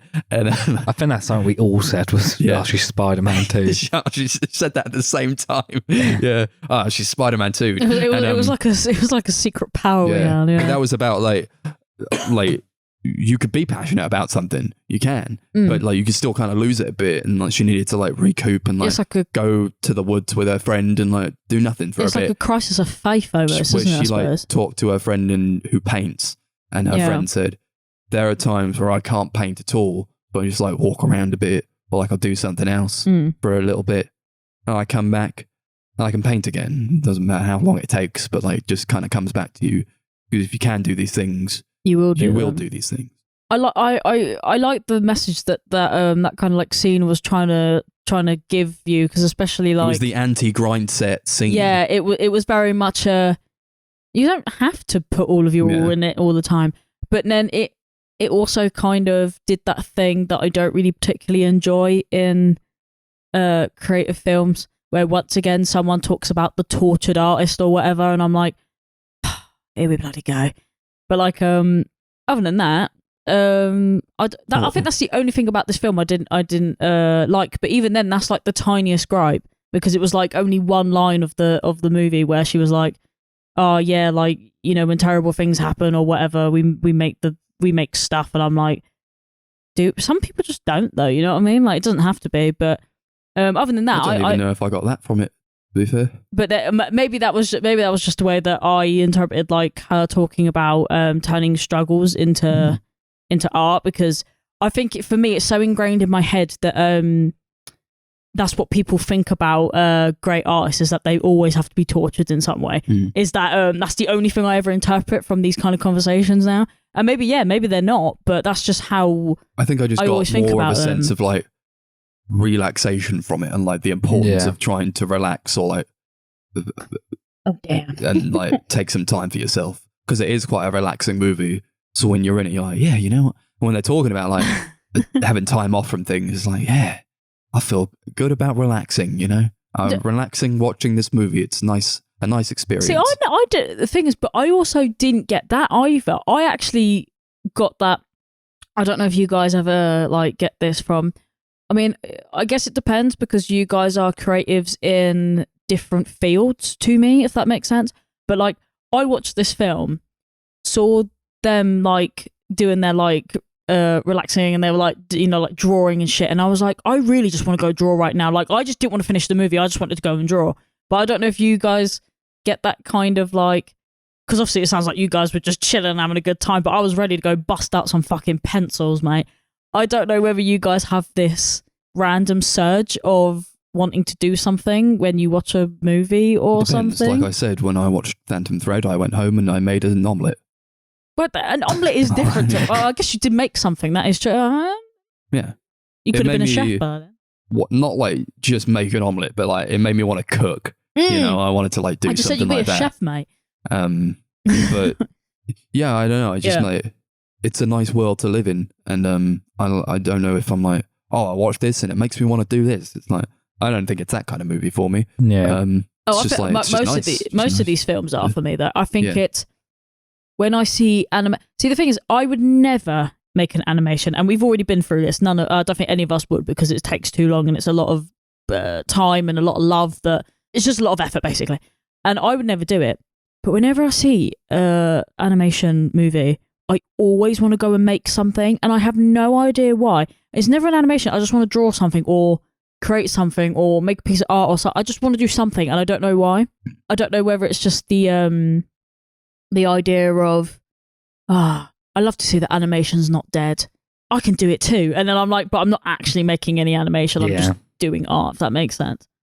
Like, I don't know. I always get like that though. Whenever I watch any of these fucking Ghibli, even Disney movies sometimes, not a lot of the time, it's always these movies, but mainly, I just want to go and do stuff. Yeah. I'll be like when I go to a gig and it makes me want to make music. Yeah, you know, I have that. That's that. See, I with guess some films as well, I watch it and I go, I wish I was doing this. Mm-hmm. It would like influence me to maybe start writing down ideas or start writing a script or something. That happens less and less nowadays, but every once in a while I watch something and it kind of boosts me, makes me want to do something. See, even I don't even like Elton John, but that was it the Rocket Man movie? Man, yeah. That fucking movie did something to me. It lit a candle up my ass for a couple of months, where I was like, I want to do something with my life. I don't know why, because once again, don't fucking like Elton John, don't care about him. But there was something about that movie that really spoke to me, and I don't know what.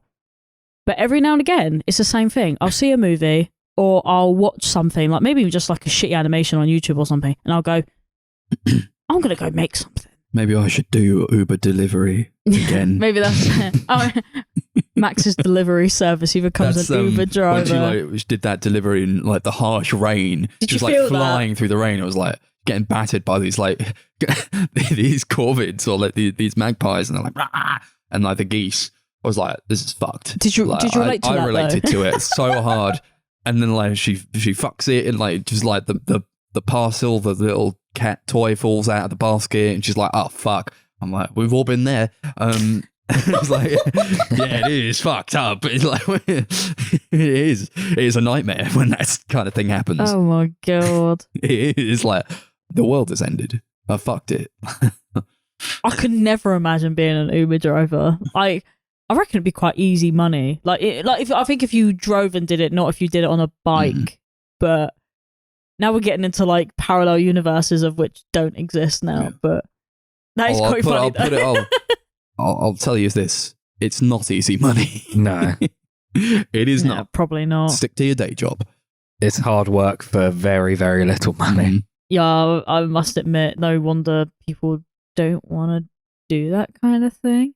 Especially if they got to go out and get battered by rain and pigeons or whatever the fuck it was. Blackbirds. I like when she makes the fish pie with the grandma. That was probably adorable. my favourite scene in the movie. That was actually the most wholesome thing I've ever seen in my whole life. Do you get it when like they go through all that effort to make it, and then she delivers it, and the girl's like, I hate grandma's stupid pies. And it's like, that was so fucking rude. She's a brat. I understand why she then went back to her attic and just like slept forever and like got ill. That actually... It's like, she got like pneumonia from that. It really wound me up. Because she went through all of that effort. She made that fucking pie. She took it over there in the blasting rain. And what does this bitch say? I don't even like grandma's pies. You know what? She should have just chucked the pie out. I would have been like, fucking have pie then. Ugh. Yeah. I mean, you don't even have to... Maybe nobody ever told you about, the intrinsic need for people to help other people and like make things for people, and it's just nice to be wholesome and help each other out. How about that? Manners. Just do things out of the kindness of your own heart, perhaps. See, like that. At least there's one thing that I can give most people is that even if you don't like something that someone's gifted you, you always say thank you, even if you don't like it. Yeah, unless it's just like polite. Fucked. Oh, there's got to be a degree there. Yeah, like something fucked up. I guess it depends on like what it actually is, but most of the time you would just say thank you. You know yeah, never gift it to someone else. Yeah, that is true. But you never say that out loud. You always go, "Oh yeah, I'll like save it for something." But that is actually code for I'm going to put it away and never look at this thing ever again. Who hasn't been there? How did Tombo think that he was going to make his bike fly with just a propeller? Oh, on the front of it as well. On the front of his bike, and he's like, "This baby can fly." Oh, like, yeah, it did. Briefly. Did. How? He's like, yeah, it's like a plane. It's like, I'm pretty sure a plane has more than just a propeller on the front. I'm surprised he didn't like put wings on it though as well. To at least glide through the air. He just didn't have the funding. He had the funding at the end. Because he spent it all on that propeller. Yeah. That propeller looked like hefty. Yeah. Well, he got cut you. Yeah. Miyazaki clearly really loves flying. He loves he loves planes, doesn't he? I said to Chris, that kid grew up to be the kid from The Wind Rises. Yeah, he got that. He got Porco Rosso, the movie about the flying pig man. Yeah, they do indeed. Howl's Moving Castle, where he flies. Yeah. Oh yeah, true. Becomes a bird man. He does become a bird man. I really like the climax of the movie as well, when like this, like the dirigible is like tipped on its side. It's like if you saw that in real life, you would lose your mind.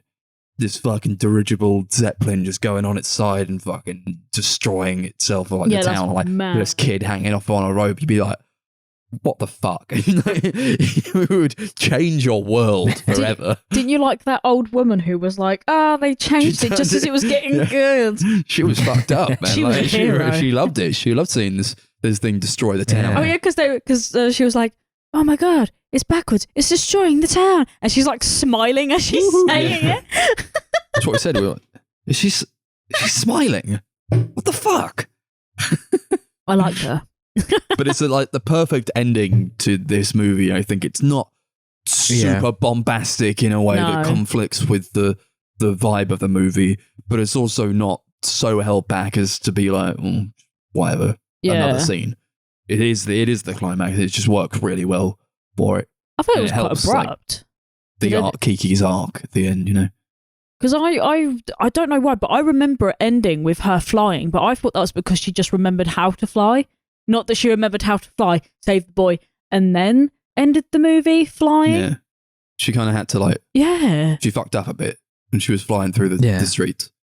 Like, well, I gotta save Tombo, otherwise he's dead meat. He's deado. So I guess I just gotta do it. I just gotta have to do it.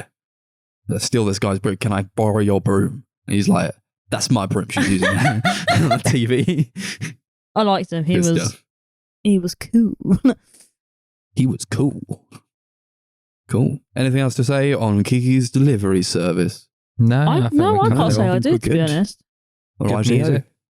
Oh, yeah, it was very jazzy, very like coffee place-esque, like chill out music. But then that fits the kind of like theme of this movie, really, isn't it? I just got the Blu-ray for Christmas, so nice. Very excited to crack into that. Of course, it was on Netflix. We just watched it on Netflix. But I'm sure it will come with lots of extra goodies. Yeah, I've got quite a few Ghibli ones now, but I've not got around to getting it most yet. of them were mine. Yeah, I had a full of mine. They were like, as someone who's not like a cinephile or whatever. Yeah, what we got here? The Cat Returns, Whisper of the Heart, Laputa, Nyong'o, Castle in the Sky, Howl's Moving Castle, Princess Mononoke. Oh, like, cracker. These were the only DVDs that I used to collect. I didn't collect any of the others because I'm not a cinephile, but I love these movies to death. So I've collected quite a lot of them. The ones I had myself before Darcy gave me hers were Whisper of the Heart, which I got after we did that episode. Howl's Moving Castle, My Neighbor Totoro, Spirited Away, and Grave of the Fireflies. And I actually bought you a couple of those anyway. Yeah. So by default, this has become the collection that we've both made. Because split up in the divorce. Ah, shit. Cool. You can keep Grave of the Fireflies because I cannot watch that movie. She don't like it. Oh, I fucking hate that movie so much. Last thing I'll say is that I like that just with its last breath, this movie was like, also Gigi fucked. Yeah. Oh, yeah. This little cat. he was they really laid that on with you, didn't they? He got some. I think we can all agree that was the best way to end it. Yes. Yeah, I do Gigi. agree. Nice. All right. We obviously I'm going to rate out of Gigi's because cat. Nice. Yeah, I really like this movie. It's just a fun, sweet, wholesome movie. It's very, very peaceful and calming. This time around, it was at the end of the marathon and I was fucking exhausted and I was struggling to stay awake. But it's nothing against the movie. It's just because it's so calming and peaceful. It's just basically send him to sleep. Yeah, almost. But it's kind of movie I could see myself like at the end of like a really stressful day, just putting on and kind of getting sucked into. And I'd probably enjoy it more in that instance. But yeah, I still give it 8 GGs out of 10. Yeah, potential to go up on a third viewing. Watched this a lot of times. One of my favorite movies ever. Just one of the best goddamn movies ever. Love it so much. I want to live in this movie. This is the first time I'm giving it a 10. It's a 10 GGs out of 10. Woo! It's amazing. I love it so much. I also love this movie.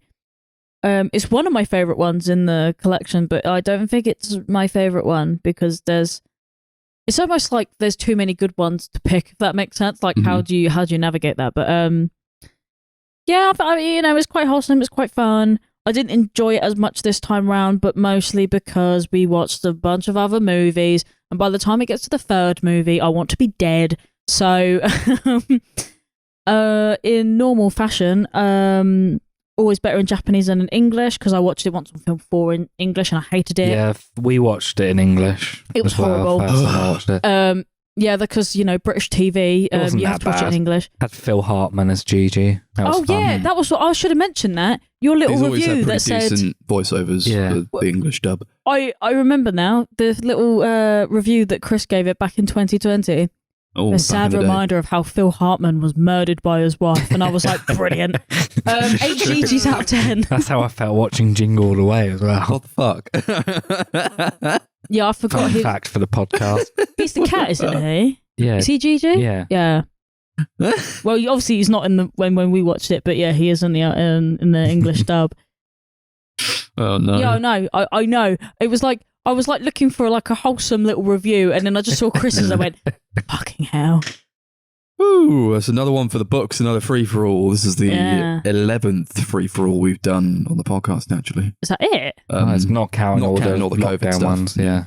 Ah, yeah. okay. Join us next time for another one where we spin the wheel to tell us what the. Yeah, Fuck, we've we're gonna not done it in months now. I know. No, we did last. I think we did it in December. We, No, we didn't. We did it in No. November. It was Binoche. Juliette Binoche was the last Yeah. one. Chris, spin it because Yeah, I excited miss, to see what we're gonna get here. I miss that noise. It's gonna be like terrible. It's gonna be shit. What if it sucks? No, it'll be good. It'll be a good one. I miss that noise so much. What are we watching on the next episode? And don't like. I don't even know what this shit is. What? What is it? Rossellini's War Trilogy. Who? We're going to watch Rossellini's. Nah.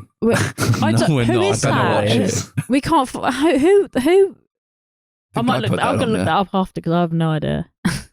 What What? the fuck? Arnold Schwarzenegger movies. Okay. No. No. No. No, I want to How do about- one last spin because like the last wheel we did was an actor Yeah, one. that's So fair. like, I don't mean to be a.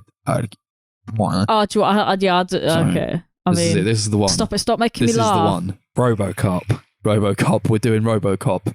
Okay. 1, 2, and 3, and 4, and 5. How many Robocops are there? There's 3 and there's Wait. a remake, but fuck that. No, we're not doing the remake. We're doing the Robocop Trilogy Okay. on episode 107. 8. 108. Sorry, I fucked that. Yeah, 108. Robocop 1, 2, and 3. No remakes. No remakes. Thank you. We have social media. Follow those. The YouTube is the Sunday Movie Marathon. Instagram is at Sunday Movie Pod.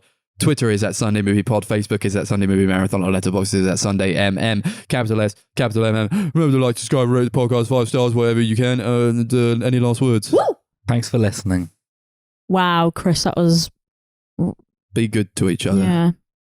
yeah. Be kind, rewind. Oh, kind. I nearly picked that movie for the free for all. One of these days. One of these It's rewind days. time. Hey, it's Will Smith.